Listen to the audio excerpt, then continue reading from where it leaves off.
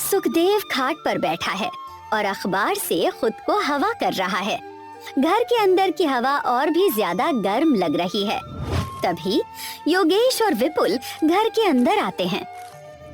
आओ विपुल, योगेश, तुम दोनों भी इस धूप से परेशान होकर आए हो ना? पूरे गांव का यही हाल है।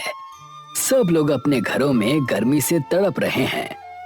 वे दोनों सुखदेव के पास बैठ जाते हैं और अखबार से मिल रही हवा में थोड़ी राहत महसूस करते हैं। हाँ सुखदेव जी, हमारे घरों की छतें आग उगल रही हैं, मिट्टी की दीवारें तप रही हैं।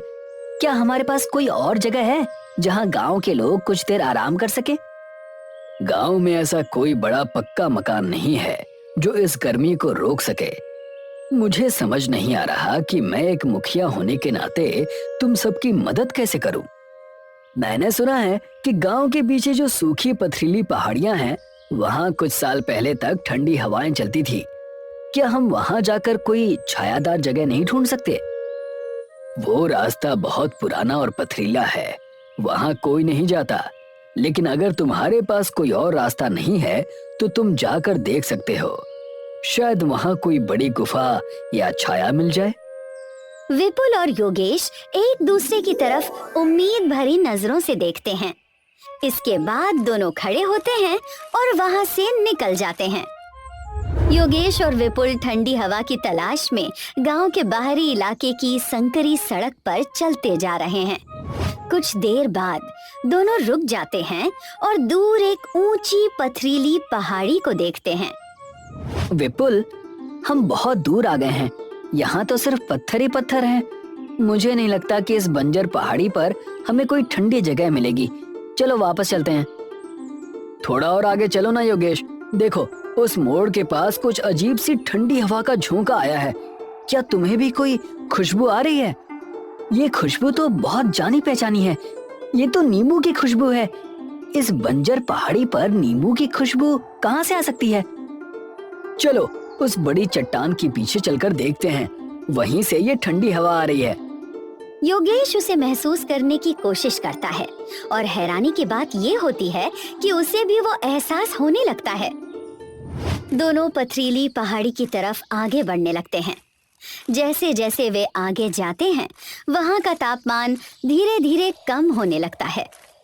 जैसे ही योगेश और विपुल पहाड़ी पर चढ़ते हैं, उनकी आंखें हैरानी से बड़ी हो जाती हैं। वे घास के बीच एक बहुत बड़ा नींबू देखते हैं, जो 2 मंजिला घर जितना ऊंचा होता है। उस विशाल नींबू में दरवाजे और खिड़कियां भी बनी होती हैं। दोनों समझ नहीं पाते कि आखिर उन्होंने अभी क्या देख लिया। वाह, ये तो सच में एक नींबू का घर है। देखो, इसमें खिड़की और दरवाजे भी बने हुए हैं और इसके आसपास की हवा कितनी ठंडी है।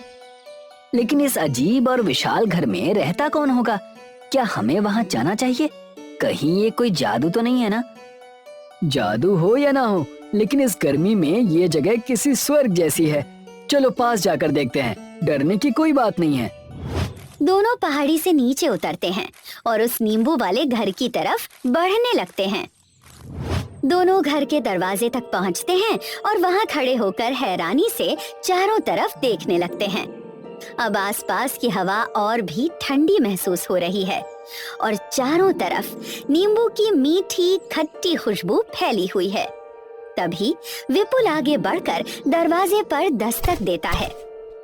कोई है अंदर? हम पास के गांव से आए हैं।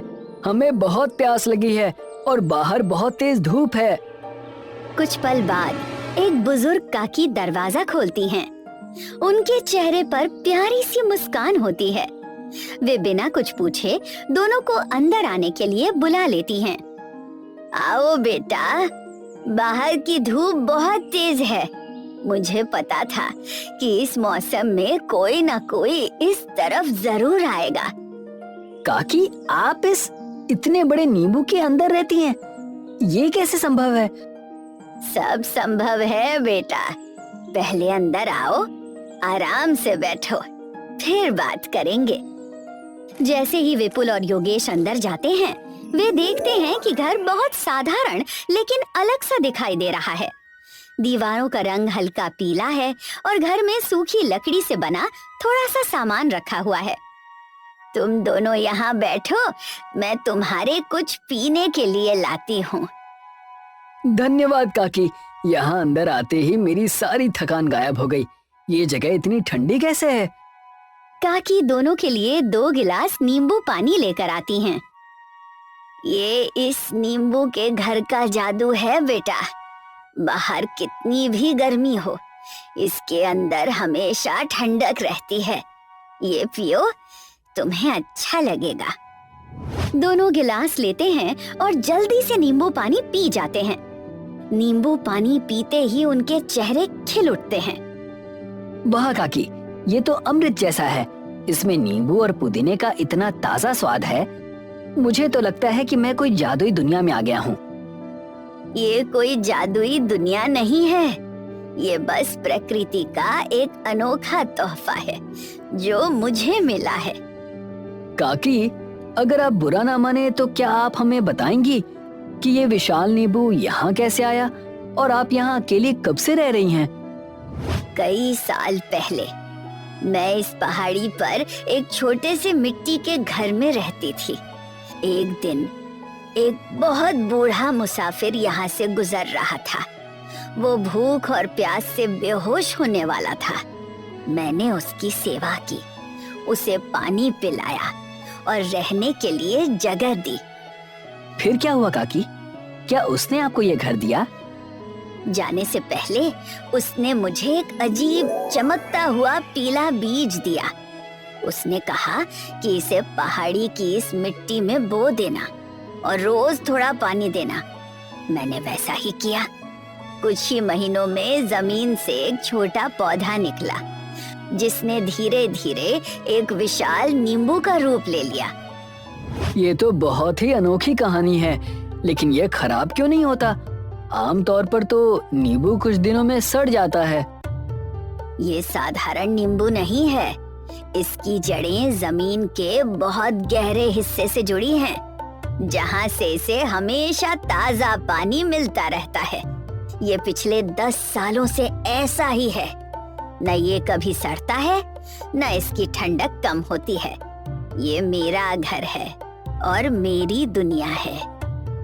योगेश विपुल की तरफ देखता है। दोनों को अपना गर्म गांव और वहाँ परेशान हो रहे लोग याद आने लगते हैं। शाम के समय सुखदेव खाट पर लेटा हुआ है। शाम की हवा से थोड़ी राहत महसूस हो रही है।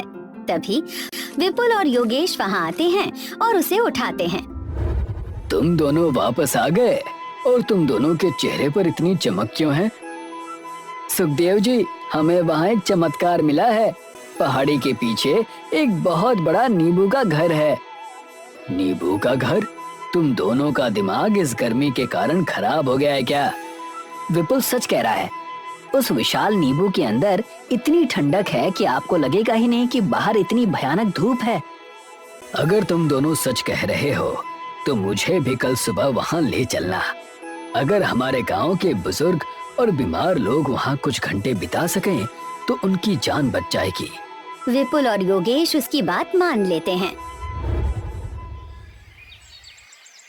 अगले दिन सुखदेव, योगेश और विपुल के साथ काकी के नींबू वाले घर पहुंचता है। काकी मुस्कुराते हुए उनका स्वागत करती हैं।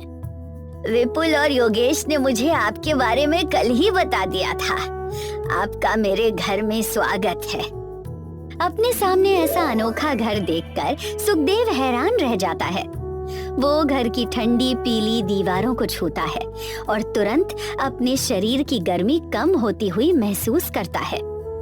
प्रणाम काकी, मुझे माफ करना। पहले मुझे इनकी बातों पर विश्वास नहीं हुआ था, लेकिन ये जगह तो सच में अद्भुत है। हमारा पूरा गांव इस समय भयंकर गर्मी से जूझ रहा है। मुझे पता है बेटा, प्रकृति ने मुझे ये बड़ा घर अकेले रहने के लिए नहीं दिया है।